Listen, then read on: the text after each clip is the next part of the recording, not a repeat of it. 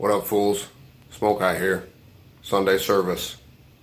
This week we go to the lake, or Montrose Beach, or that big body of water, Lake Michigan, east side Chicago. That's where it ends. So we go there, we think about Zen, art, motorcycle maintenance. Yeah.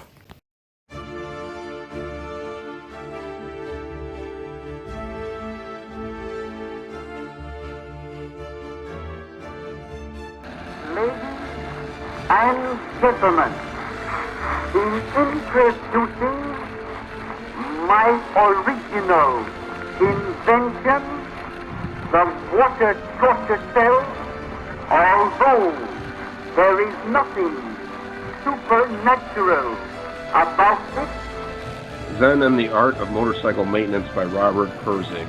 A lot of deep subjects in the title alone, and he delves even deeper into critical thought. It's a truly enlightening book that I recommend to anyone, especially riders.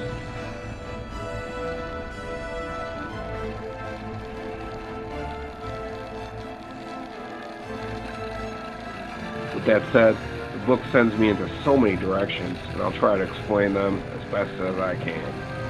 From what I perceive, a singular idea is so often washed over us, and I am unaware if many examine, hypothesize, analyze, and conclude such an idea. I think for many, the idea strikes a chord inside us, and we grasp onto it and form our identity, oftentimes bastardizing the idea itself.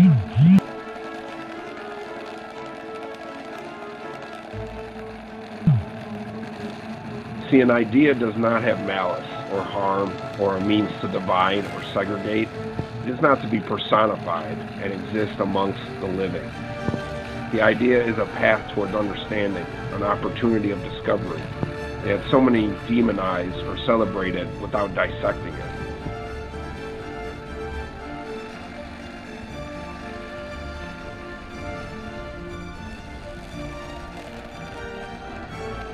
Any such idea is meant to be scrutinized, to be viewed from all angles, to be taken to its limits, and decipher all outcomes. And when it has been determined to benefit all parties, then maybe it can be applied. But so many ideas live in a vacuum, have a singular focus, and are meant for selfish means by the forebearer. Such these lemmings identify, hold fast, and gather ideas into popular demand. The others that are lazy or uninspired also latch on to this movement. An idea that initially has no feeling or motive becomes increasingly dangerous.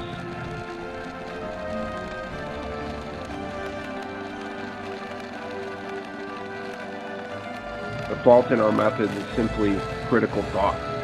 It's so very easy to take on the form of popular demand, and ultimately the idea may emphatically be substantial to your existence. But this should not be determined until you attack it from all angles. Is this idea, is this thought purely important to your being? What are the positives, the negatives of its application? Who or what does it affect and how? Why am I drawn to this idea? Is it essential or unnecessary? Does it lift me up and others as well, or drag us down? Does it divide or unite? Maybe it is dangerous at first, but consequently becomes an exaltation to everyone.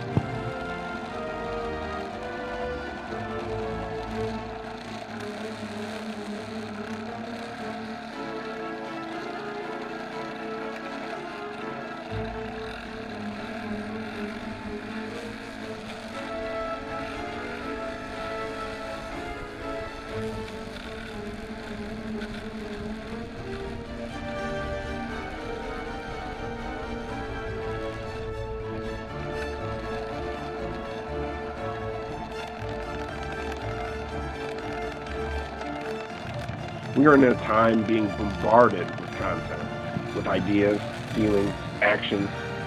It is so very imperative to step back and wash your brain by scientifically dissecting the person that you are, the thoughts that are forming in you, and how you respond and act in the real world.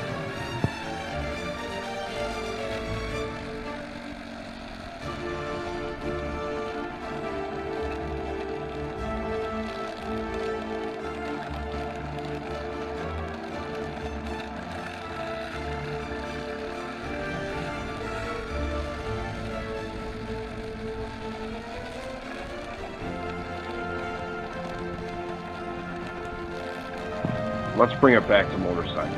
I see many subsects of riders, and they get deep into their brands, their style, and their culture.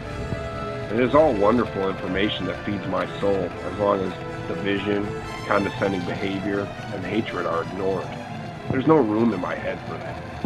I work on all kinds of bikes: choppers, bobbers, cruisers, sport bikes, cafe racers, adventure bikes, dual sports, dirt bikes, scooters, and whatever else I can't remember that rolls on two wheels. I've ridden all kinds, and they provide their own experience but keep that sense of peace and adrenaline in every different package. And to me, that's what community is about.